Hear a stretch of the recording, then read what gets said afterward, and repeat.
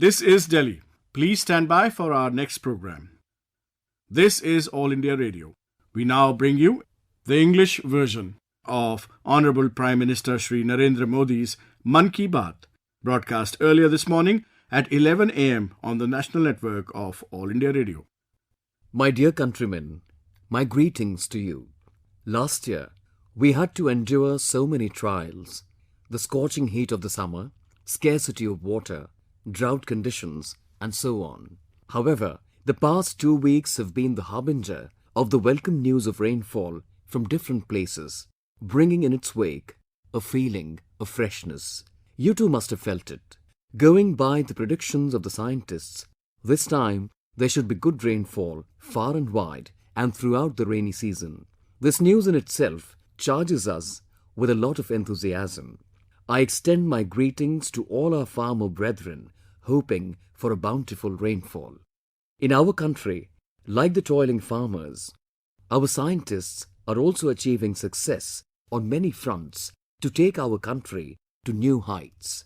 I've believed it right from the beginning that the new generation should nurture the dream of becoming scientists, should have keen interest in science, and our youngsters should step forward with a zeal to do something for the coming generations. I also want to share another bright news with you.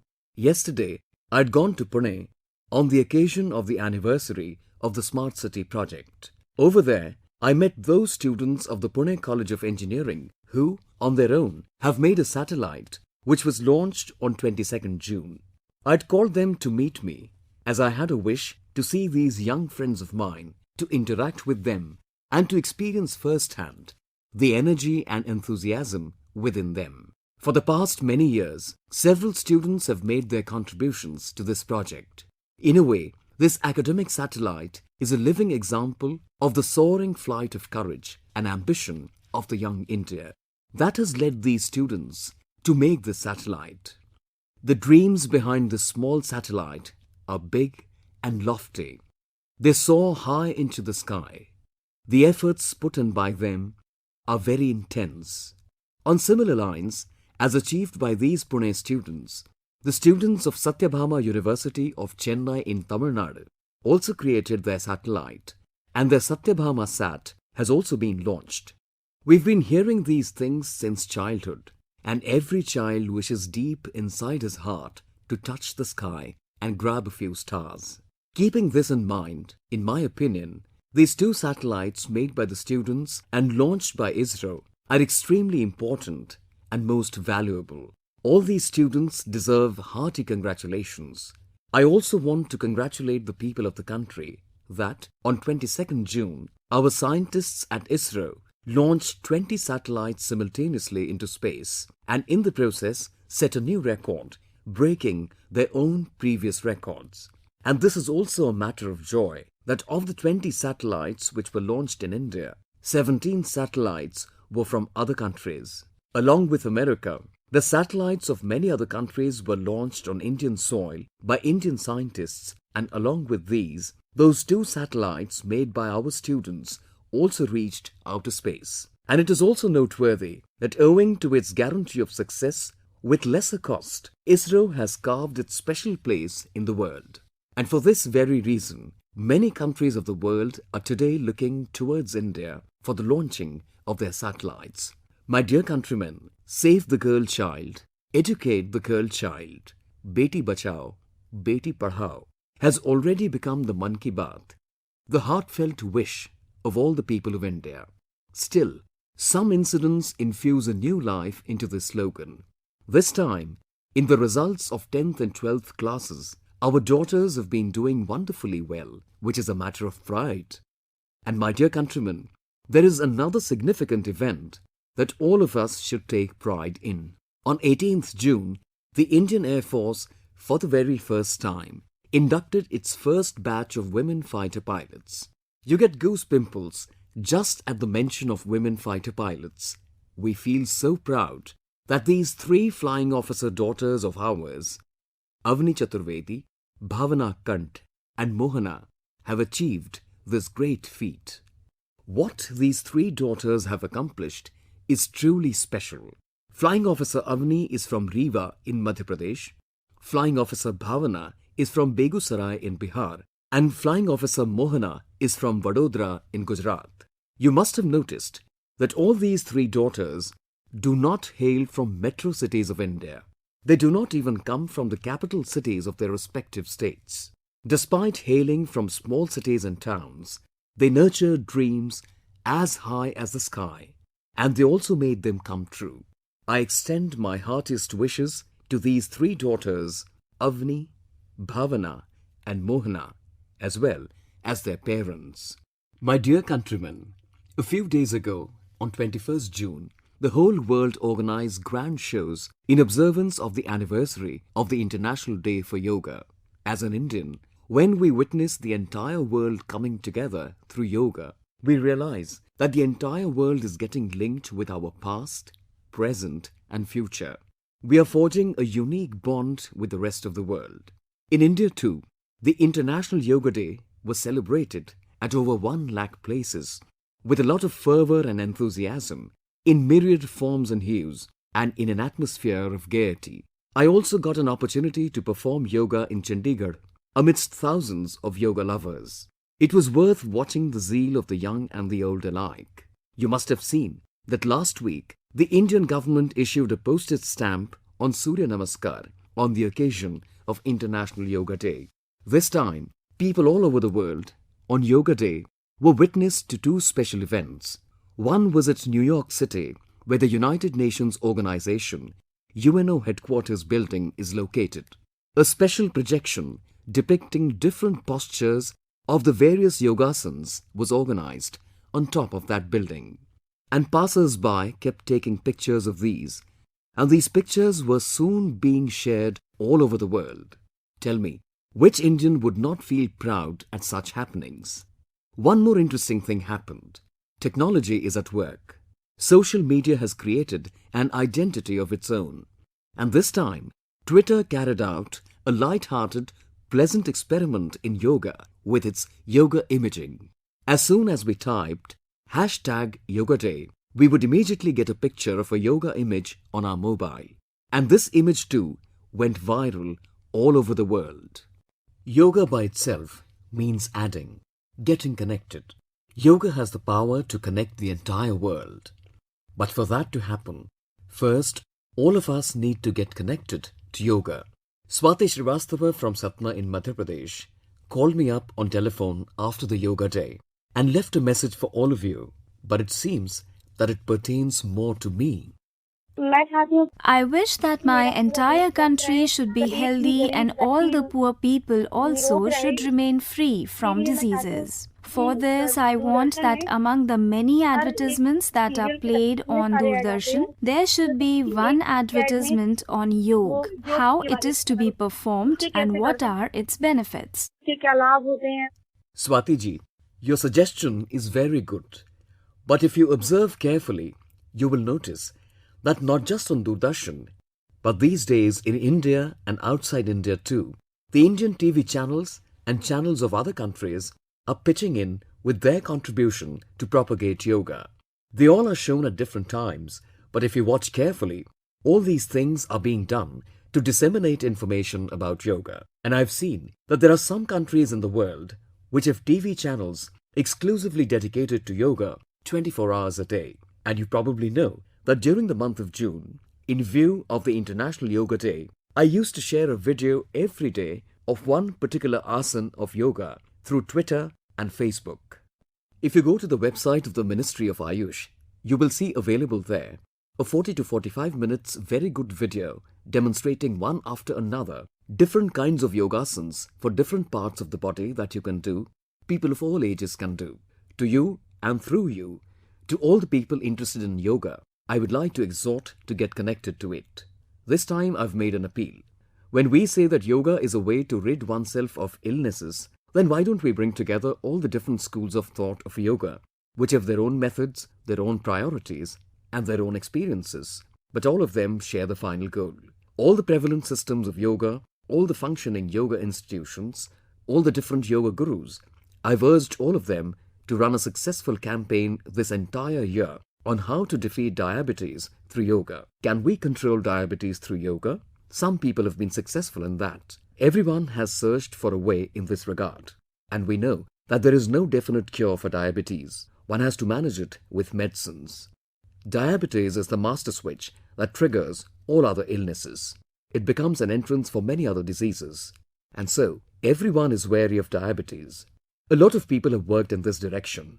Some diabetic patients have also been able to control it through their yogic practice. Why don't we share our experiences with other people to impart a momentum to this endeavor and create a kind of atmosphere for it for an entire year? I urge you to use #YogaFightsDiabetes. I repeat, #YogaFightsDiabetes. Use this Twitter handle and share your experiences on social media, or send them to me on Narendra Modi app. Let us see what the various experiences are. At least give it a try. I invite you to share your experiences on #YogaFightsDiabetes.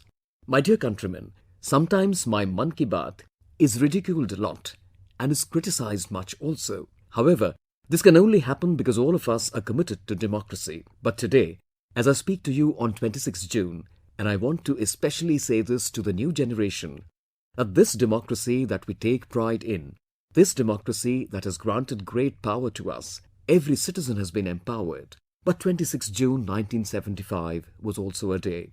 The night of 25th June and the next morning was a dark hour for the democracy of India, when emergency was imposed in India. All the rights of the citizens were suspended. The country was turned into a prison. Lakhs of people along with Jayaprakash Narayan, thousands of leaders, many organizations were put behind bars.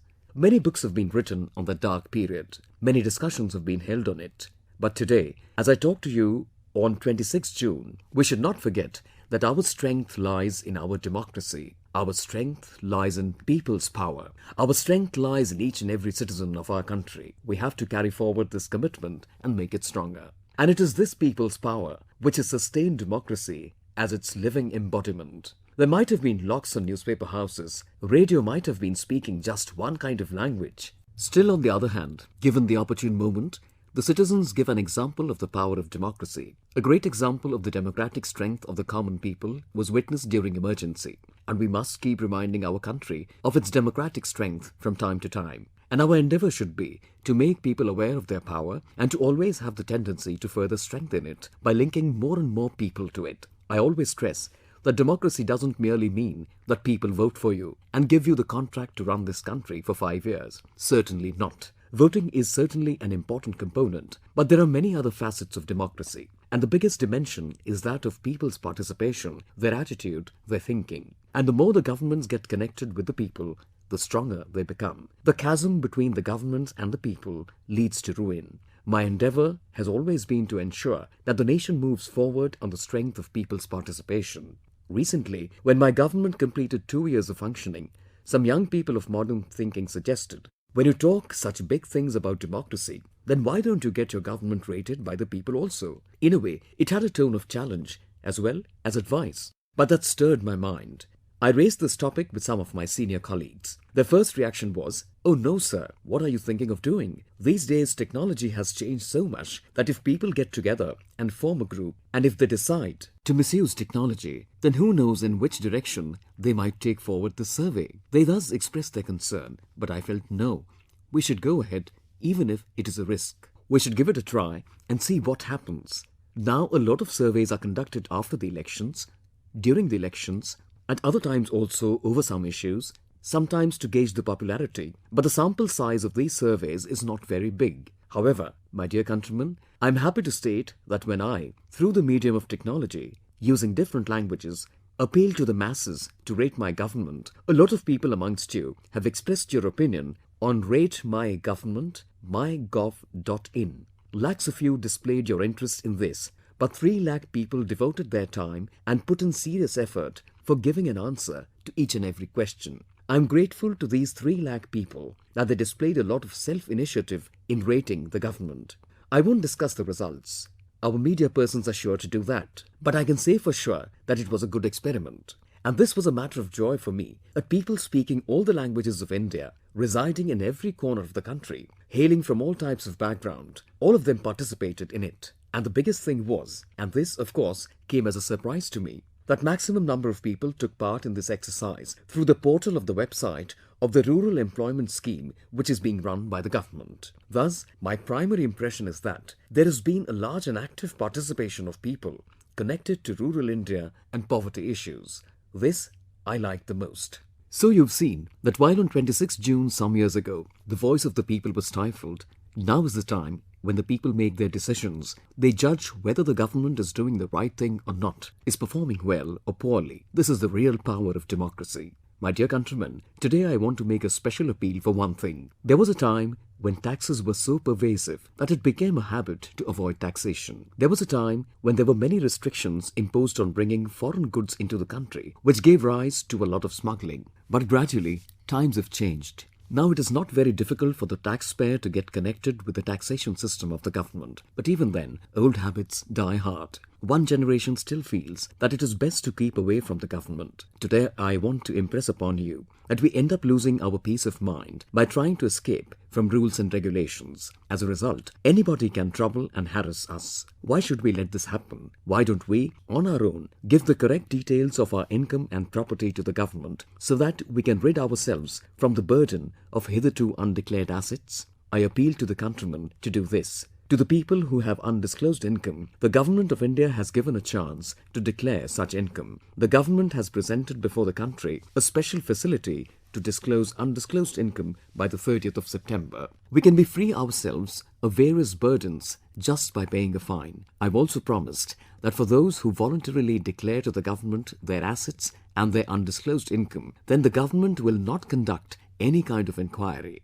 Not once will it be asked as to from where all this wealth came and how it was acquired. And so, this is a good chance for you to become a part of a transparent system. At the same time, I want to tell the people of the country that please consider this plan, which is up to 30th September, as your last chance. In between, I'd even told the members of the parliament that after 30th September, if any citizen is put through any difficulty, the one who does not want to follow due rules of government, then it will not be possible to help them. I want to say this to the people of the country, that we do not wish that after the 30th September, anything should happen that will cause difficulties for you. And so I say that please avail of this facility before this date and save yourselves from any possible trouble after the 30th of September. My dear countrymen, I had to talk about this in Mann Ki Baat today because recently I held a 2-day conclave with the revenue departments, all the officials of the income tax, customs and excise departments. And I've told them in clear words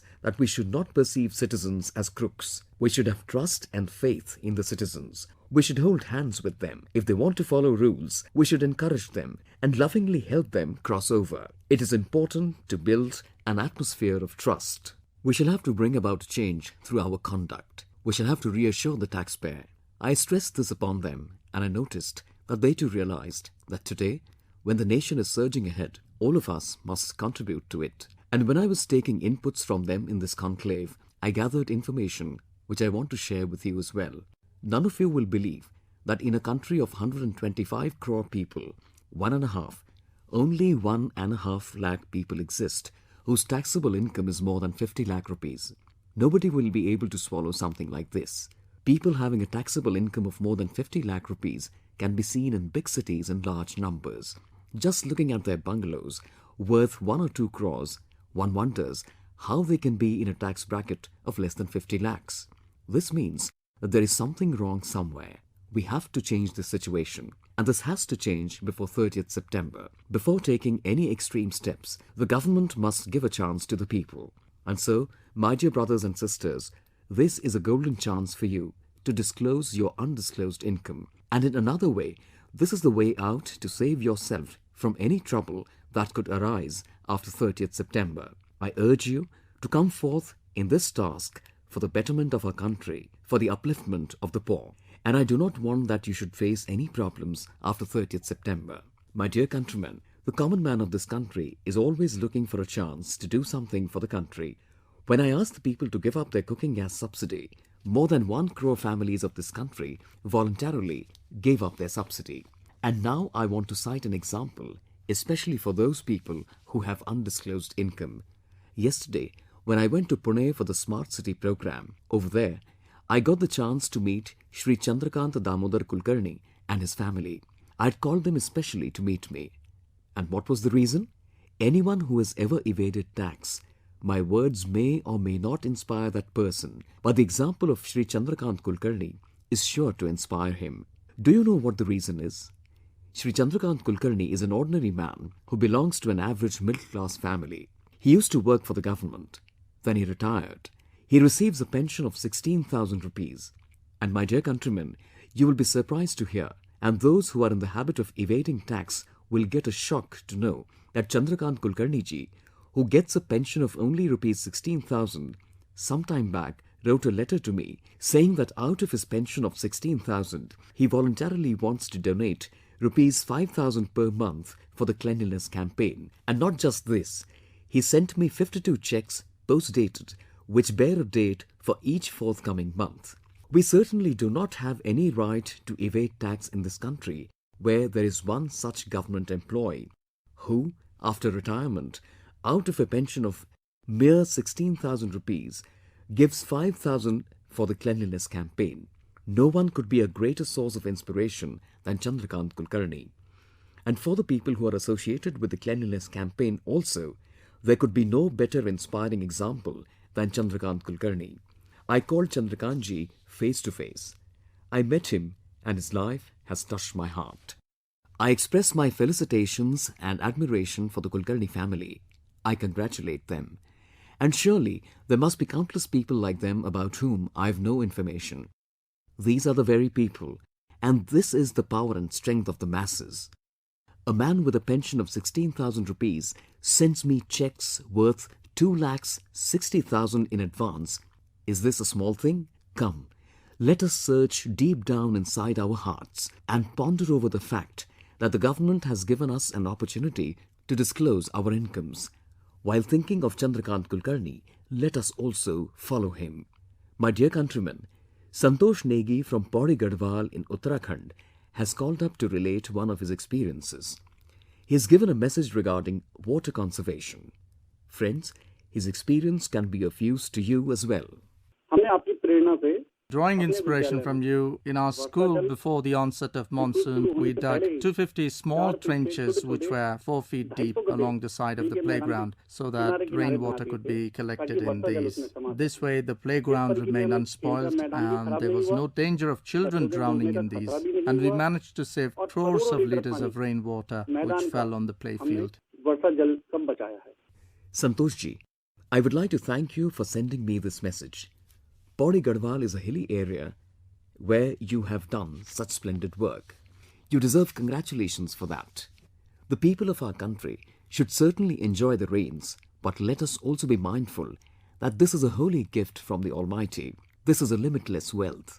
We should make every effort to conserve every single drop of water. How can we retain the rainwater of the villages there itself and similarly preserve rainwater of cities therein? To recharge Mother Earth once again, how can we replenish water back to the earth? If there is water today, only then can there be a tomorrow. Water is the basis of all life. An atmosphere has certainly been created in the country. Lately, in all the states, a lot of measures have been taken for water conservation. But now that we are going to have the bounty of rainwater, you must see to it that it just doesn't flow away. We are so concerned about saving lives. We should be equally concerned about saving water. My dear countrymen, you already know that number 1922. It must have become a part of your memory by now. 1922. This 1922 is one such number that if you give a missed call to it, you can listen to Mann Ki Baat in the language of your choice. By listening to Mann Ki Baat at the time of your convenience, in the language of your choice, you too can make up your mind and resolve to contribute to the journey of the nation's progress. My namaskar once again to all my countrymen. Thank you. You were listening to the English version of Mann Ki Baat by Honorable Prime Minister Shri Narendra Modi, broadcast earlier this morning at 11 a.m. on the national network of All India Radio.